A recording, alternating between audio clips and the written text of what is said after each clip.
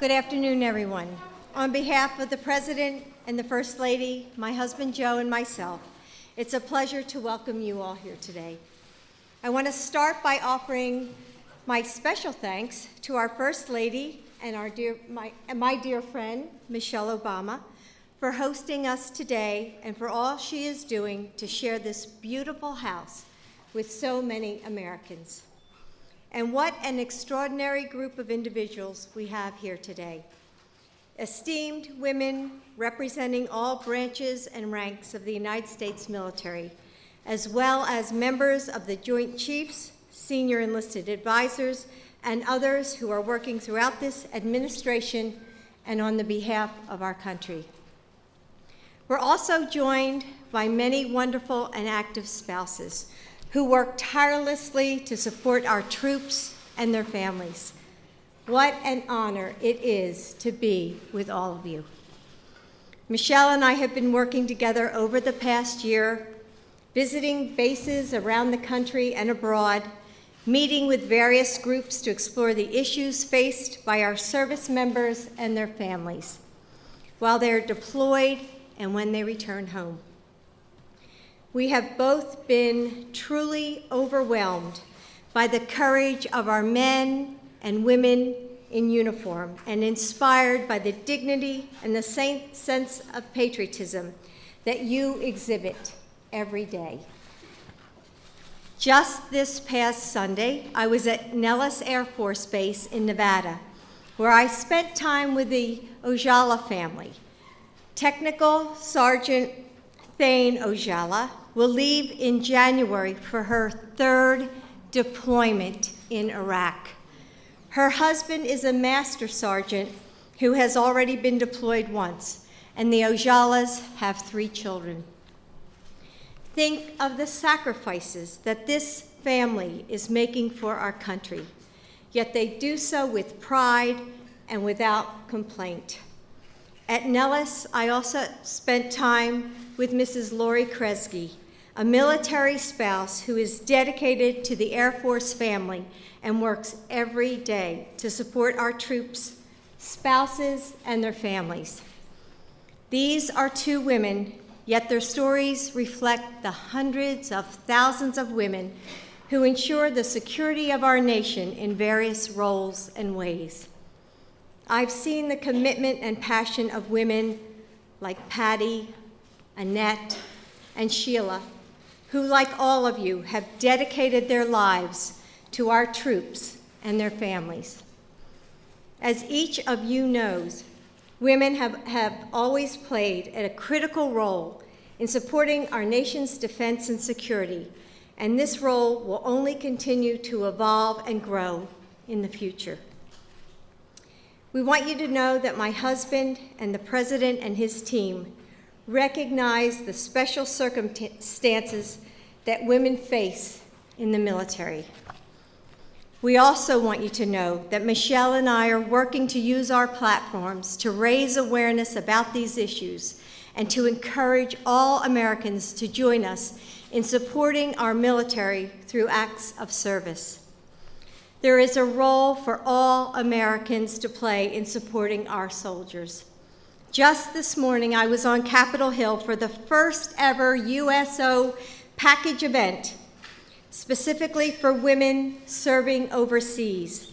I worked with a group of volunteers to assemble over 2,000 care packages, which will be delivered to female troops deployed to Iraq and Afghanistan.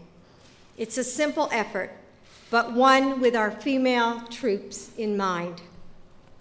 So today, we say thank you to everyone here, to those who came before you, to those future service members who you are inspiring through your great work.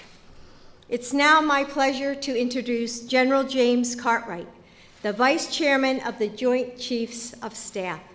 An esteemed military leader, General Cartwright dedicates a good deal of his time to focusing on the readiness of our troops and their families. And I've also had the pleasure of meeting his dedicated wife, Sandy. We are lucky to have them both here today. Please welcome General James Cartwright.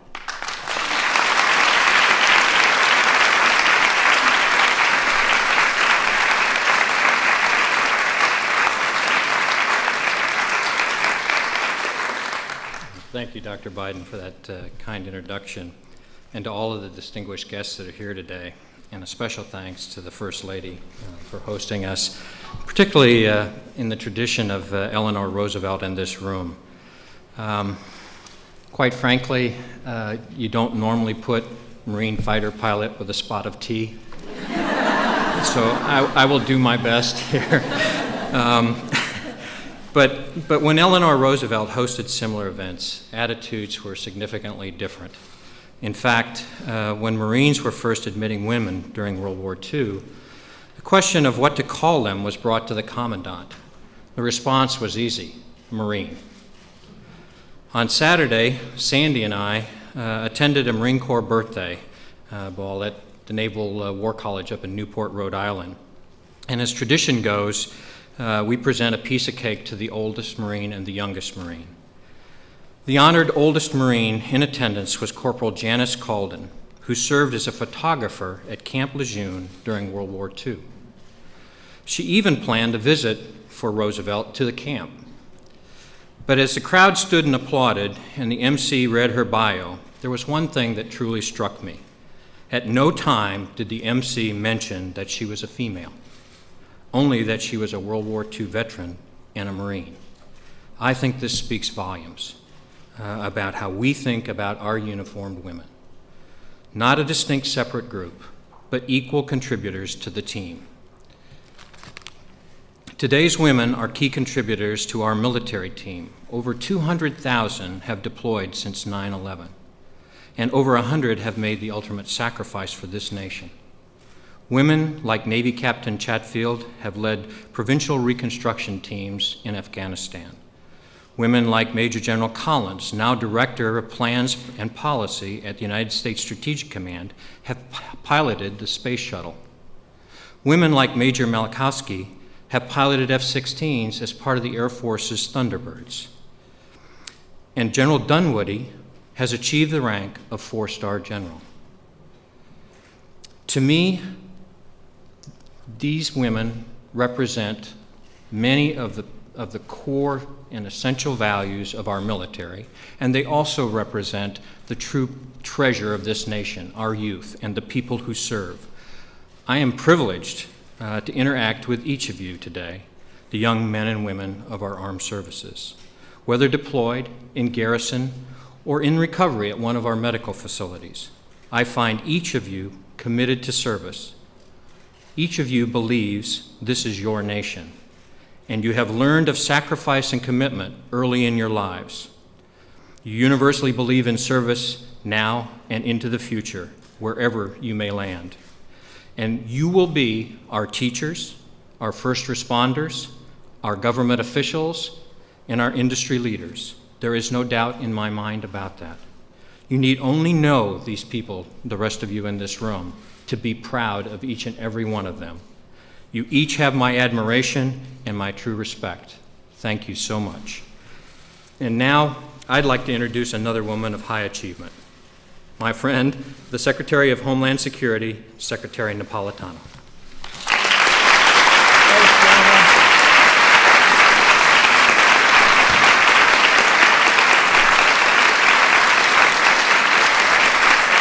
Thank you.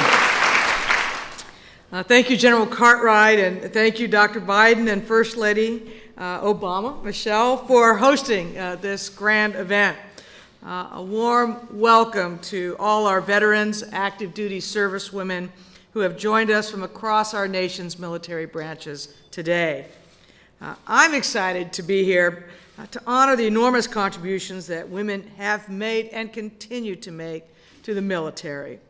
Over the decades, our nation has asked much of you, and you've answered that call with courage and strength over and over again. Regardless of service or rank, all of you have devoted yourselves to a patriotic duty, knowing that the challenges you would face would be just a little harder, a little more complex. I think that perhaps the idea of a military tea doesn't quite capture the grit and determination that you bring to your jobs every day. Maybe that depends on what you put in the tea, I don't know.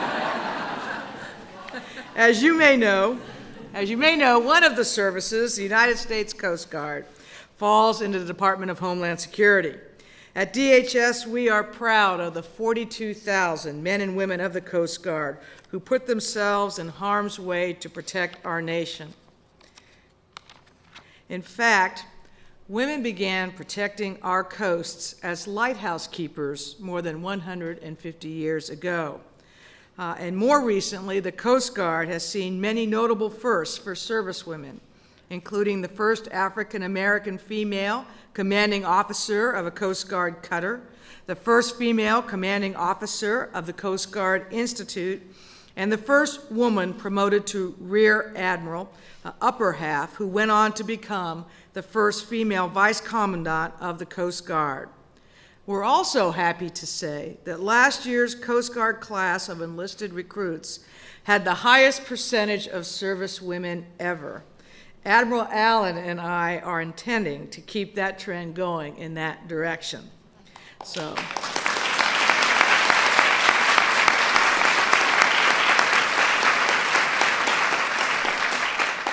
today we honor and celebrate your achievements. Those of you serving today are a tribute to the sacrifices of the pioneering women in uniform who preceded you, and some of them are here with us today as well. You also serve as an inspiration to those women who will follow in your footsteps and serve in tomorrow's military. So congratulations again. And on behalf of the Department of Homeland Security and the more than 47,000 veterans who work there, I thank you for your service to our nation. And now, I am honored to introduce our host and our nation's fabulous First Lady, Michelle Obama.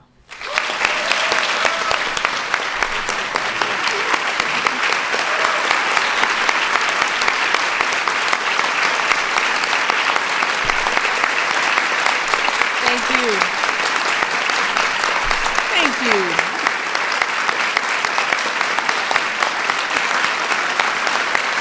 Thank you, everybody.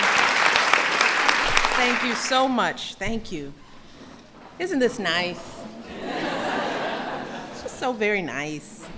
Let me begin by thanking Secretary Napolitano for that very kind introduction and for her outstanding work in keeping this country safe. She is a true friend, and she has been doing an amazing job, and we are so proud to have her on our team. I'd also like to thank Dr. Jill Biden, a Blue Star mom, by the way, and a dear friend of mine as well. She has just been a tireless advocate of highlighting the service of the National Guard and Reserve members and families. It has just been a thrill for me to be able to work with her on this issue and many others. Jill, thank you for everything you've done.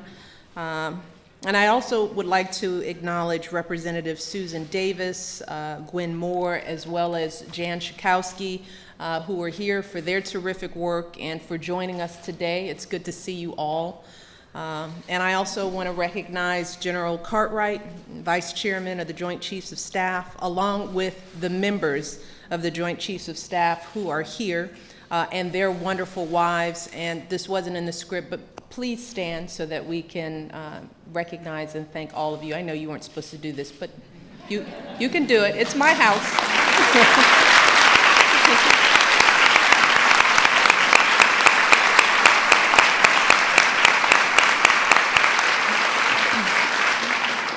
You know, Jill and I are particularly grateful to the wives of the members of the Joint Chiefs of Staff, because they have, from day one, we sat down with them and got advice and guidance on sort of how to develop our initiative, so we're grateful to you.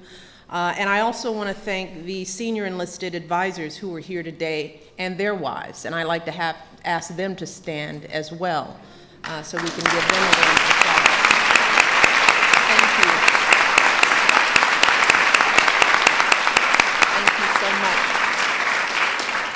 Again, with the spouses, we met with you shortly thereafter, and we had a terrific conversation The guidance that you have given us has meant a great deal. It's really ensured that the efforts that we've undertaken are substantive and accurate. So thank you all. Thank you for your support, and thank you for being here today.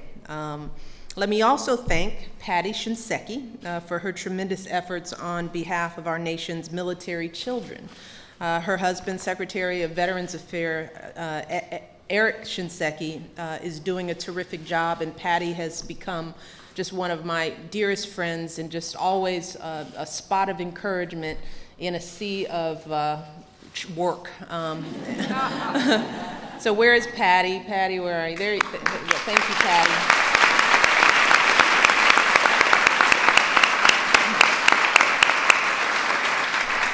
And if any of you are still wondering why you're here,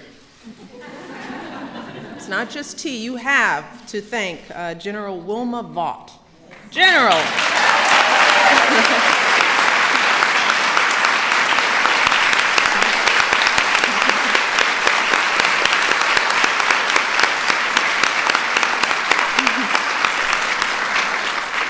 I had the privilege of meeting this amazing woman at the Women in Military Service Memorial that occurred at Arlington National Cemetery. When was that? That was a few months ago.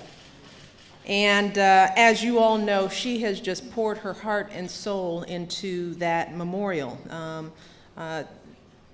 just to ensure that America's service women receive the recognition that they've earned. And I had a tremendous visit that day. And one of the things that she said, she turned to me, who was there, you remember, she said, Eleanor Roosevelt did a tea, and she said something else, and she said, "We're coming for tea, right?" I said, "Of course we're gonna have tea." And here we are, so this is why you're here.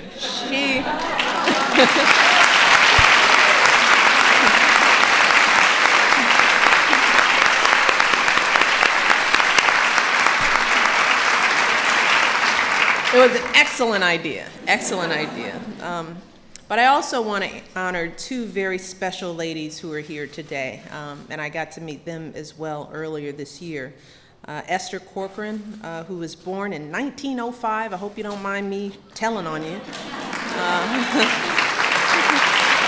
goes Esther.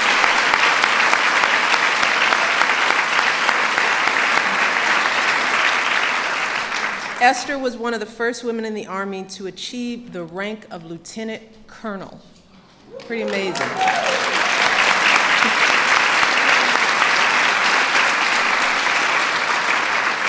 And she is joining us today with Alice Dixon, who was born in 1907. Alice.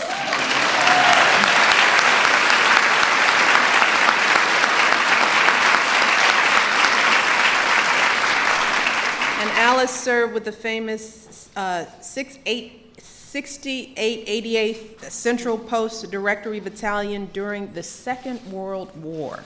So let's give them both another round of applause.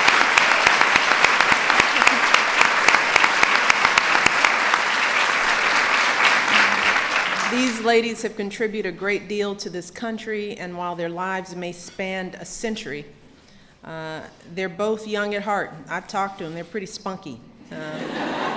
And we are thrilled to have you both here today, thrilled and honored and grateful for your service. And finally, I want to thank all of you, all the women who have served this nation with courage, determination, and distinction from World War II to today in Iraq and Afghanistan. You have served in times of war and in times of peace, an all-volunteer force right from the beginning, part of a proud tradition that stretches back more than 2 centuries, long before women had the right to vote, long before we even had the right to vote or own property, before America even existed. Women were serving this country, facing danger, risking their lives, even dressing up like men, so they'd be allowed to serve. And it's never been an easy path. I can only imagine how challenging it has been and continues to be. I know that some of you have faced skepticism and ridicule. Some of you had to contend not just with the challenge of doing your jobs, but with others' perceptions that you weren't up to the job simply because of your gender. As Air Force veteran Dr. Donald Lorraine put it, this is a quote, "To be a success, a woman had to be confident, self-assured, persistent, and have a great sense of humor. At times, you had to employ a certain desperate deviousness to get the job done." So maybe you had to work a little harder and a little smarter. You may have felt a little lonely at times. At times, you may have even gotten downright discouraged, but you stuck it out, each and every one of you. You found colleagues who supported you, of all genders and all races and all backgrounds. You found superiors who pushed you and encouraged you. And then you rose to the challenge. You rose and you found opportunities to advance and to build exciting, amazing careers. And along the way, you all broke one brass ceiling after another. In this room alone, we have the first female 4-star general. We have the first woman in the Navy to be promoted to Master Chief, the first woman in the Army Reserve to be promoted to the general officer rank. We have the first woman in the Army to receive the Expert Field Medical Badge. We have the first African-American woman to serve as chief nurse at Walter Reed Hospital, and so many more firsts and onlys. And that's the result of your hard work and your courage and your persistence. But we know these achievements aren't yours alone. That's something that Jill and I have talked about, we've learned more about over the course of this year, because we know that service doesn't just end with the person wearing the uniform. You all know that. We know that our servicemen and women's sacrifices are their families' sacrifices as well. And many of you have spouses, partners, children, parents who stood by you and encouraged you and prayed for you every step of the way. And this day is their day too, as far as we're concerned. So let's take a moment to recognize those members of our families who've supported you in your service as well. But I hope,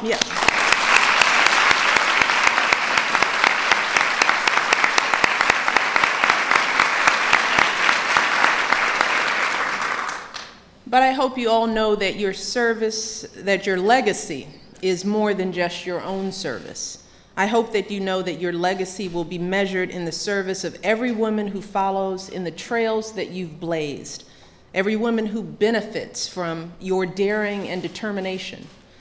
It will be measured in the inspiration that you provide to our daughters and our granddaughters, and to our sons and our grandsons as well. Because of you, when young women wonder how high they can rise in our military, they can look at General Ann Dunwoody and her four hard-earned stars. They can see that, it's real.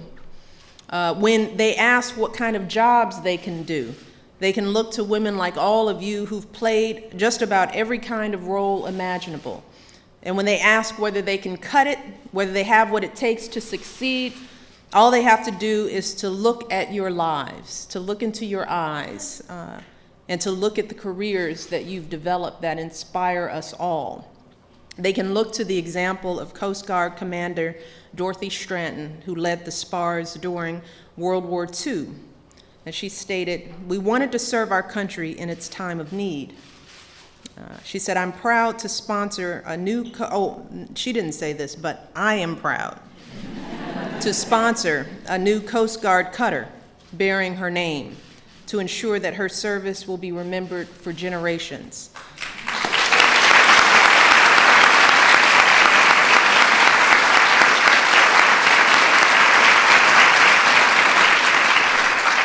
They can look to Jennifer Greaves, who made history by becoming the first woman Marine One aircraft commander and by commanding the first ever flight with an all-female crew. I remember this, proudly carrying my husband from the White House to Andrews Air Force Base back in July. That was a wonderful day. They can look to Tammy Duckworth, who flew combat missions in Iraq and lost both her legs when her helicopter was hit by a grenade. She went on to become a fearless advocate for veterans and wounded warriors and now serves as Assistant Secretary of Public and Intergovernmental Affairs at the Veterans Affairs Department. Thank you, Tammy.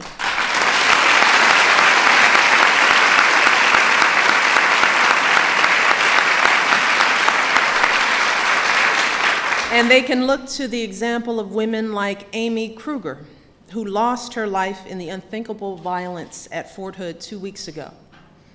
Amy had enlisted in the Army after the September 11th attacks. And when her mother told her that she couldn't take on Osama bin Laden all by herself, Amy replied simply, "Watch me." She said, "Watch me." And I think that more than anything, that phrase, "watch me," sums up the spirit of our women in uniform throughout our history. When others doubted you or dismissed you or questioned whether you could endure the training or complete the mission, that was your response. Watch me, right? Watch me succeed. Watch me risk everything I have for the country I love. Watch me do my part to protect this nation and protect this union. Watch me. So we thank you for your courage and your service. We're honored to have you in our presence. We're thrilled, General, that you came up with this brilliant idea. And we hope that you don't spike the tea until after we leave. But we are thrilled to have you here. Welcome to the White House, and thank you so much for your service. Thank you, and God bless.